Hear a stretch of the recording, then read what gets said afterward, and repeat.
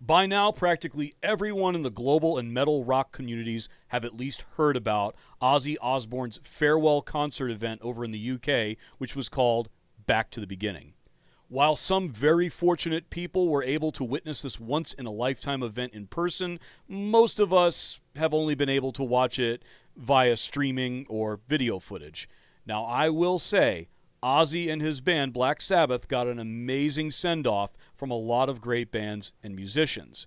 But in this video, I want to take a look at some of the choices that made the cut in the final lineup of this concert and discuss some alternative choices that I personally think might have been better.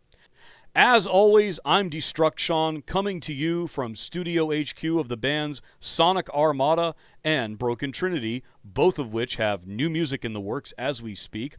Please subscribe to the channel, check out all of our other video content and music that's on here, and if you want to support the band and this channel, be sure to pick up some of our merch. So, all aboard, let's go back to the beginning.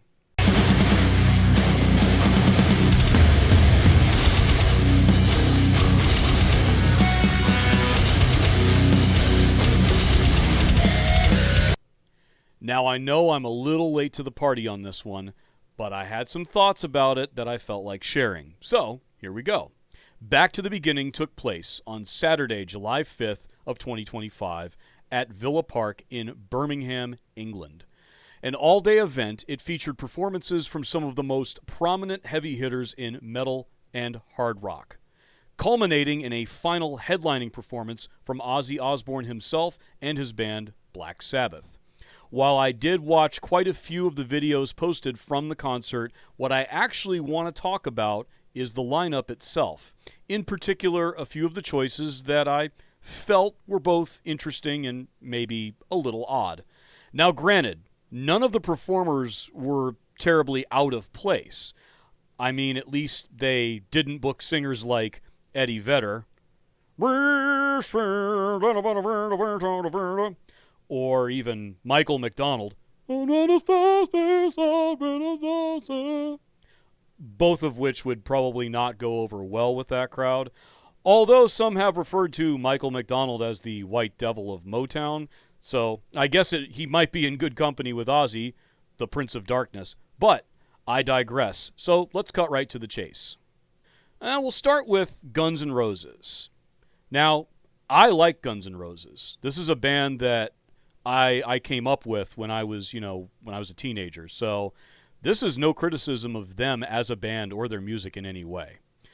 I thought they were an interesting choice, though. And the reason I say that is I don't immediately associate them or their music really with Ozzy or Sabbath. Now, that might just be me, but that's just my opinion. I did watch the performance, and unfortunately, Axl Rose did kind of have what appeared to be a bit of an off night. Having said that, I'm also a vocalist in both of these bands that you see the logos behind me. So I totally get it. You know, your voice is like an instrument, and sometimes, that instrument is just not up to par. And I've had those nights before on stage where, you're giving it your all and your voice just doesn't want to cooperate with you. That does happen. And I think in this case, I think Axl was having kind of an off night. But you know what? That's not why I thought they were again, I don't think they were a bad choice. I just think they were an interesting choice. Again, I don't automatically associate them with Black Sabbath or even Ozzy. Although again, I think that they may be big fans of, and they probably are big fans of Ozzy and Sabbath, and that's totally fine. They're just not a band that comes to mind if you were to put together a lineup involving giving Ozzy a farewell send-off and Black Sabbath being the headliner. They wouldn't be a band that I would go to. They wouldn't be a go-to band for me. That's just me. Again, not a bad choice, just an interesting one. And to be honest with you, even if Axl was having kind of a bad night, I have to say I don't think the crowd gave a shit.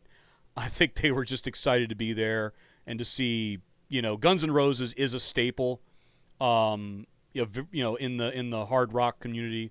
So, yeah, I think the people were just glad to see it. But again, just thought they were kind of an interesting choice. Then we come to the band Hailstorm. Again, an interesting choice.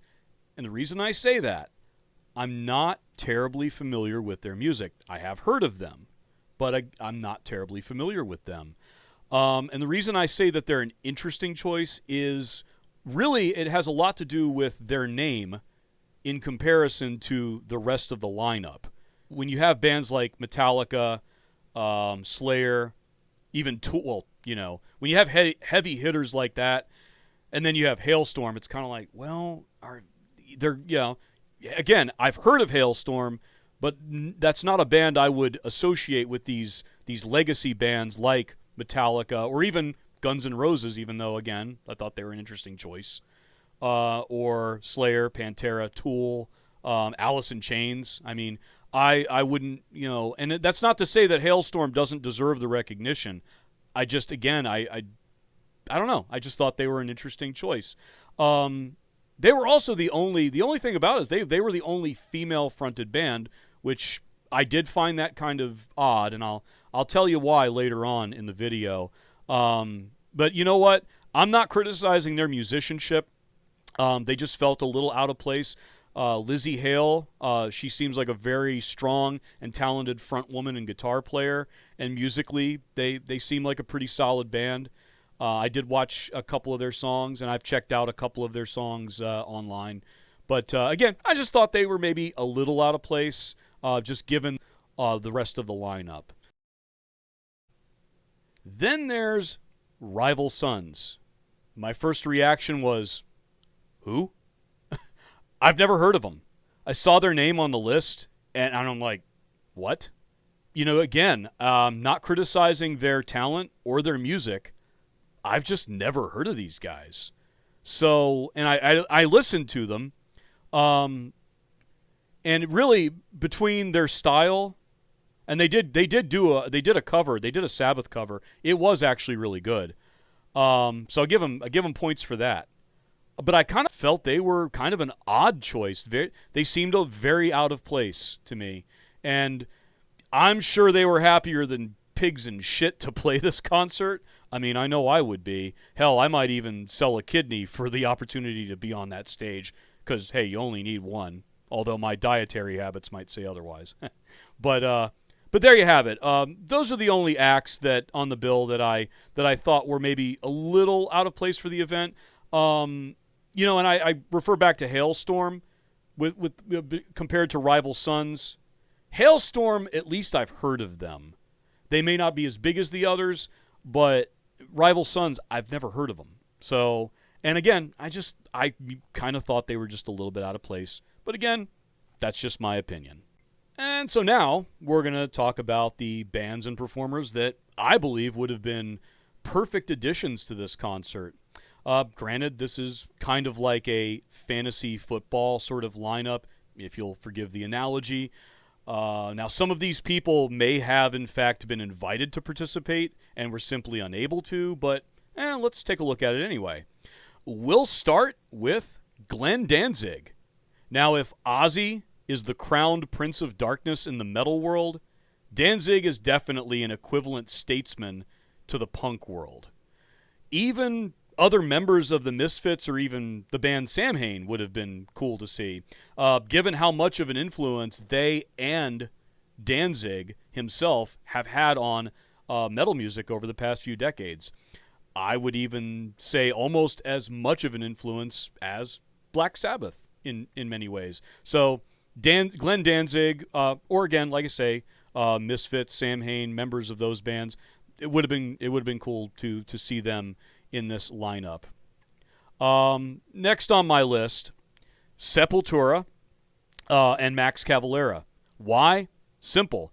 These guys are a tremendous influence on modern metal, and they in the past they released a really kick-ass cover of Black Sabbath's "Symptoms of the Universe."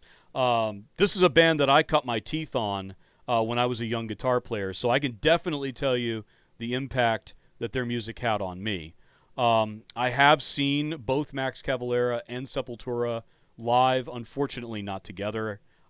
Funny, a little footnote to that, I could have seen Max Cavalera with Sepultura, opening for Ozzy back in the mid-90s here in Atlanta. We got there late, and we missed Sepultura when Max was still a member of the band. Opening for Ozzy. So there's a little bit of, I guess that's a little bit of irony for you.